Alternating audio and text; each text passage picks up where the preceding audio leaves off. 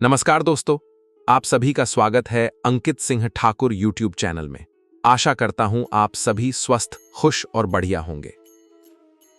भारत की पवित्र भूमि पर एक ऐसा धाम स्थित है जिसे देखने के लिए हर वर्ष लाखों श्रद्धालु दूर दूर से आते हैं। ये धाम है भगवान जगन्नाथ की नगरी पुरी। कहा जाता है कि जो व्यक्ति जीवन में एक बार भी जगन्नाथ पुरी के दर्शन कर लेता है, उसका जीवन धन्य हो जाता है। लेकिन क्या आप जानते हैं कि भगवान जगन्नाथ की मूर्ति अधूरी क्यों दिखाई देती है? क्यों हर वर्ष रथ यात्रा निकाली जाती है? और आखिर जगन्नाथ पुरी को 4 धामों में स्थान कैसे मिला? आज हम जानेंगे श्री जगन्नाथ पुरी की संपूर्ण कहानी। जय हो जगन्नाथ सरकार। महाभारत युद्ध के बाद जब भगवान श्री कृष्ण का अवतार समाप्त होने का समय आया, तब वे प्रभास क्षेत्र में ध्यान मग्न बैठे थे। उसी समय एक शिकारी ने उनके पैर को हिरण समझकर तीर चला दिया। भगवान श्री कृष्ण ने उसे क्षमा कर दिया और अपने दिव्य धाम लौट गए। कथा के अनुसार पांडव द्वारा भगवान श्री कृष्ण का शरीर अग्नि को समर्पित किया गया, लेकिन उनका दिव्य हृदय नष्ट नहीं हुआ। फिर पांडव ने भगवान श्री कृष्ण के हृदय को समुद्र में बहा दिया। वह समुद्र में बहता हुआ एक दिव्य लपड़ी के रूप में प्रकट हुआ।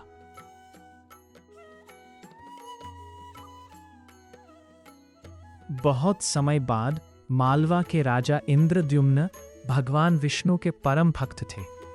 एक रात उन्हें स्वप्न में भगवान श्री विष्णु ने आदेश दिया कि समुद्र तट पर एक दिव्य काष्ठ मिलेगा, उसी से भगवान की मूर्ति बनाकर स्थापना करनी है। राजा तुरंत पुरी पहुंचे। वहां उन्हें समुद्र किनारे वही दिव्य लकड़ी मिली जिसमें भगवान श्री कृष्ण का हृदय था।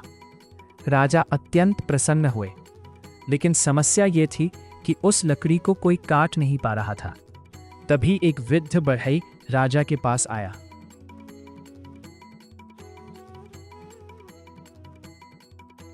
वृद्ध बढ़ई वास्तव में देवताओं के शिल्पकार विश्वकर्मा थे। उन्होंने कहा, मैं मूर्तियां बनाऊंगा, लेकिन एक शर्त है। मूर्तियां बनाने के लिए मुझे कमरा चाहिए, और जब तक मैं कार्य पूरा न कर लूं, कोई भी दरवाजा नहीं खोलेगा। राजा ने शर्त स्वीकार कर ली। विश्वकर्मा कमरे में बंद होकर मूर्तियां बनाने लगे। कई दिनों तक अंदर से आवाज आती रही। फिर अचानक आवाज आना बंद हो गई। रानी चिंतित हो गई। उन्हें लगा कि कहीं वृद्ध बढ़ई को कुछ हो न गया हो। उन्होंने राजा से दरवाजा खुलवा दिया।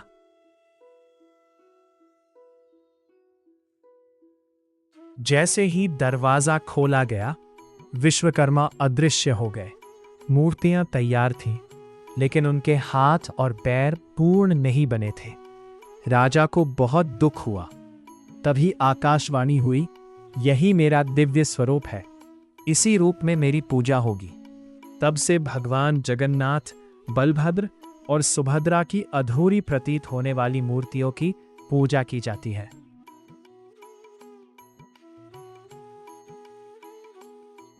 जगन्नाथ शब्द का अर्थ है जगत के स्वामी। भगवान श्री जगन्नाथ जी को भगवान श्री कृष्ण का ही स्वरूप माना जाता है। यहाँ भगवान श्री कृष्ण के साथ बड़े भाई बलराम, जिन्हें बलभद्र, हलधर और बलदाव भी कहा जाता है, और बहन सुभद्रा के साथ विराजमान है। राजा इंद्रद्युम्न ने श्री जगन्नाथ मंदिर का निर्माण करवाया। समय के साथ वर्तमान मंदिर का निर्माण 12वीं शताब्दी में हुआ। आज श्री जगन्नाथ मंदिर विश्व के सबसे प्रसिद्ध हिंदू तीर्थों में गिना जाता है।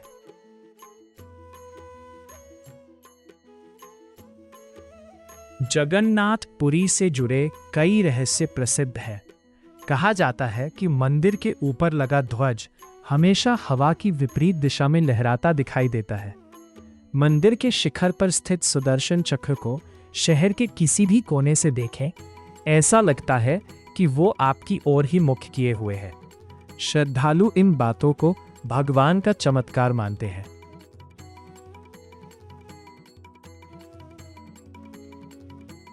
श्री जगन्नाथ मंदिर का महाप्रसाद अत्यंत प्रसिद्ध है।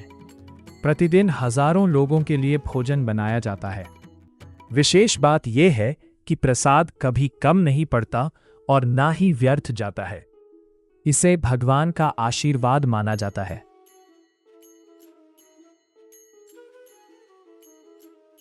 श्री जगन्नाथ पुरी की सबसे प्रसिद्ध परंपरा है रथ यात्रा। हर वर्ष भगवान श्री जगन्नाथ, बलभद्र और सुभद्रा विशाल रथों में विराजमान होकर नगर भ्रमण पर निकलते हैं। लाखों श्रद्धालु इन रथों को खींचते हैं। मान्यता है कि रथ खींचने से व्यक्ति को विशेष पुण्य प्राप्त होता है।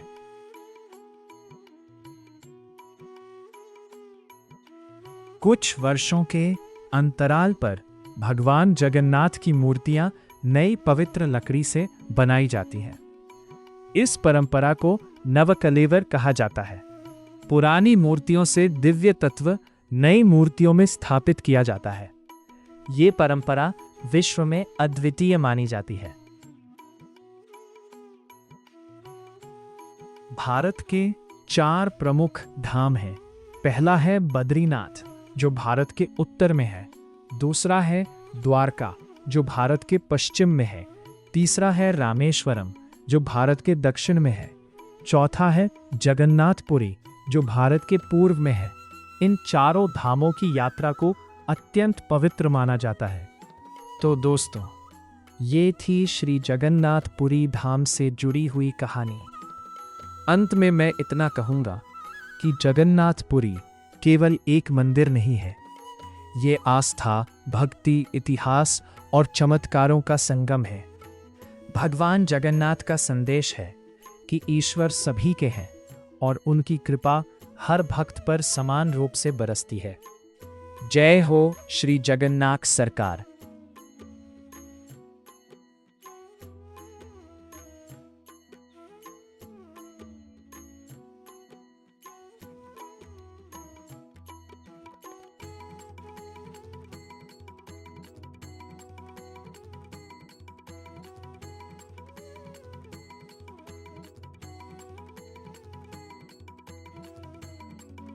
आपको यह कहानी कैसी लगी कमेंट कर बताएं। और अगर आपको वीडियो पसंद आया हो तो लाइक करें, शेयर करें, कमेंट करें और अंकित सिंह ठाकुर यूट्यूब चैनल को सब्सक्राइब जरूर करें। धन्यवाद।